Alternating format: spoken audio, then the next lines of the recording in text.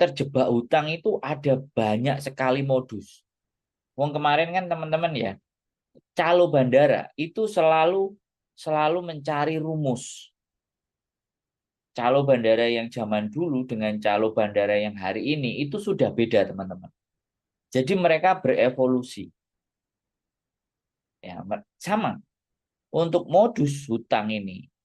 Nah, itu mereka juga berganti terus.